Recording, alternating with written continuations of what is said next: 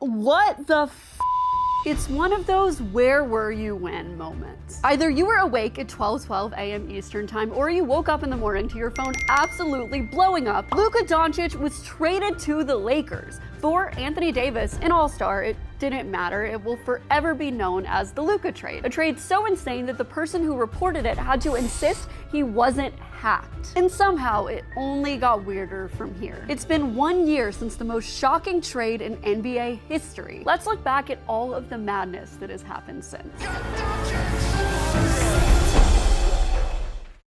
To understand the insanity of this trade, we have to back up to the 2024 NBA playoffs. Just months before the Shams notification of all Shams notifications, the Dallas Mavericks defeat the Minnesota Timberwolves in the Western Conference Finals to advance to the NBA Finals, led by 25-year-old superstar Luka Doncic, face of the franchise, heart of the city, generational superstar Luka Doncic. Sure, they ultimately lost to the #1 seeded Celtics, but just making the finals in the first place as a 5 seed was a huge accomplishment. It was a run to be proud of. The future was bright. The Kyrie trade, which many people mocked at the time, didn't look so bad after all, and they had Luka freaking Doncic. Flash forward to February 2nd, 2025. Halfway through the Mavs season, everything falls apart in an instant. Here's how shocking the notification was. When Shams first broke the news that Luka was traded, he had to do a follow-up tweet saying, "Yes, this is real." Multiple NBA players were asking if he was hacked. Never before has a trade caused NBA players to hop online flabbergasted. We have footage of the Warriors reacting from an event. Anthony Edwards pleaded to the Wolves not to trade him. Everyone was in disbelief. This gotta be the biggest trade I've seen since I've been in the league. At 25, they traded probably the best scorer in the NBA at 25. The sentiment from players and fans was the same. If Luka was being traded, no one was safe. Let me reiterate that Anthony Davis is a great basketball player. He's fantastic. But the outrage and confusion is simply a testament to how obscene it is to trade a franchise superstar who is beloved in your city and just led you to the NBA Finals. And there were no leaks, no reports. It truly came out of nowhere. Meanwhile, Mavs fans are absolutely shattered, outraged, confused. How could this happen? Did something happen that we didn't know about? Literally, there's no other logical explanation to trade him, let alone getting no picks. This is when the reports start to come out. At the end of the day, it seems like one man really spearheaded this entire thing, Nico Harrison. The man that Mark Cuban hired as Mavs GM in 2021. The same Mark Cuban who once said, "If I ever had to choose between my wife and keeping Luka on the Mavs, catch me at the lawyer's office preparing for a divorce." But Mark Cuban is not the owner of the Mavs anymore. He sold it in 2023. Nico Harrison, someone unknown to the casual NBA fan, became so infamous from this trade that people just started calling him Nico. He literally got Beyoncé'd for being so hated by Mavs fans. Nico Harrison immediately becomes the main character in the story because ultimately there was no drama brewing where Luka actually wanted to leave. No, he said in his goodbye letter that he thought he was going to stay in Dallas forever. Luka was shattered, and the more Nico reveals about the trade, the more absurd the whole thing is. Nico confirms that he didn't shop Luka at all, didn't test the trade market. Let me be clear, you don't trade Luka. But if you do, you have to test the trade market. Desmond Bane, who I love, got 4 first-round picks. Franchises would have offered unthinkable things if they knew Luka Doncic was available. But Nico only spoke to the Lakers. And when he brought the trade to Lakers GM Rob Pelinka laughed at him. Nico admits this. Apparently, a reason he didn't call other teams was that he wanted to keep the whole thing private so that Luka wouldn't request a trade. Basically, he wanted to blindside him. And he did. Luka revealed in a sit-down with Malika Andrews that he threw and shattered his phone when the trade came out. His insistence that he wanted to be a Mav forever only made the wound worse for Mavs fans. So immediately, as Mavs fans protest in the street and the world mocks them, there were literal businesses using this trade for marketing purposes, the Mavs start to leak things. Luka was out of shape.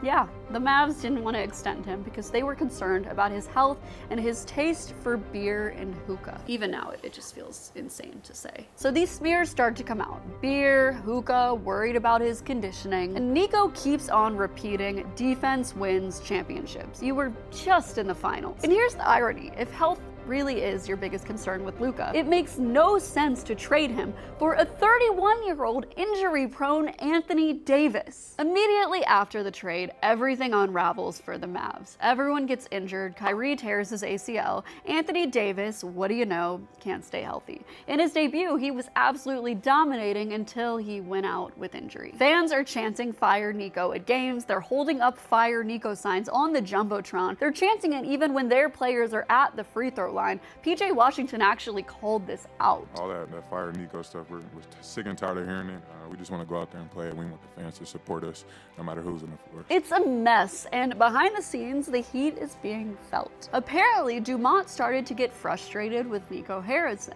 According to reports, he didn't know how outraged Mavs fans would be and no longer saw Nico as a figure with irreproachable basketball expertise. Yet still, despite pleas from fans, Nico stays employed. When Luka makes his debut in LA, Mavs legend Dirk is in the crowd. Let's talk for a second about Dirk. It's not often that a superstar is drafted by a franchise, stays with that franchise forever, and leads them to a championship. Dirk is a hero in Dallas, and many fans saw Luka as his predecessor. The fact that he showed up in LA to support Luka in his first game speaks volumes.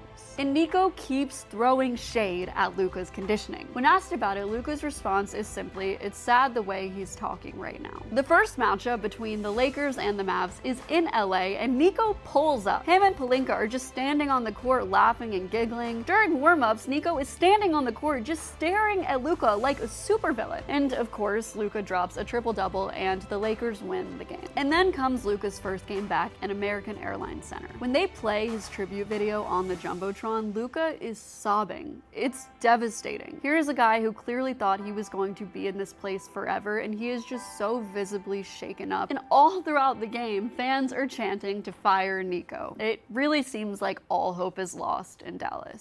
But then something insane happens. The Mavs end up missing the playoffs because, well, they traded their best player and everybody got hurt. And somehow, with 1.8% odds, they got the #1 pick in the NBA draft. This isn't just any NBA draft. No, not all NBA drafts are created equal. The year before, the #1 pick was not going to alter any franchises. I'm sorry, Zachary Risachet. This is the year that generational prospect Cooper Flagg is set to join the NBA. So after the Mavs get the pick, Nico Harrison says, "Fortune favors the bold." You can't make this up. In any other scenario, a fan base would be over the moon. Mavs fans don't know how to feel. It's like they just get this prize for getting their hearts ripped out. On one hand, they're happy, but how excited can they be when they're still mourning their beloved superstar? Now that this whirlwind of a season is over, Luka is doing what anyone who just got dumped and body shamed would do, working on his revenge body. But he does this in the most epic way possible. He gets on the cover of Men's Health. He said, "Oh, you think I'm unhealthy? How about I just become the picture of health?" Cooper goes to Dallas, but this still doesn't stop the "Fire Nico" chants. At one point, Cooper's mom even tweets about it. The noise is just so loud. At this point, Patrick Dumont clearly has no other choice. 1 month into the season, he finally does it. He fires Nico Harrison. Mavs fans rejoice. Luka returns to Dallas to play against Cooper Flagg for the first time. Before the game, he hosts a private suite with Mavs fans who he saw showing love to him online and gives them gifts, meeting them before the game. The energy in the arena is already much better than the game before. It helps that nobody's chanting for anybody to be fired. There's this surreal visual of Luka walking towards the Mavs tunnel at halftime, clearly muscle memory, and then remembering that he's no longer on the team and turning around. Mavs fans are still heartbroken, and moments like that do really make it worse, but it helps that the man who orchestrated the whole thing is no longer with the team, and that Cooper Flagg is obviously going to be an incredible player. Here's the most important thing to remember. This trade was an epic failure. Getting Cooper Flagg was not part of Nico's plan. There was no good reason to do what the Mavs did. Trading a beloved young and generational superstar a year after he led you to the finals, not even shopping him, blindsiding him, receiving no picks. This is undeniably the most shocking trade in NBA history, and honestly, you'd be hard-pressed to find anyone who didn't call it the most shocking trade in sports history. It truly altered the course of not only 2 franchises, but an entire league forever.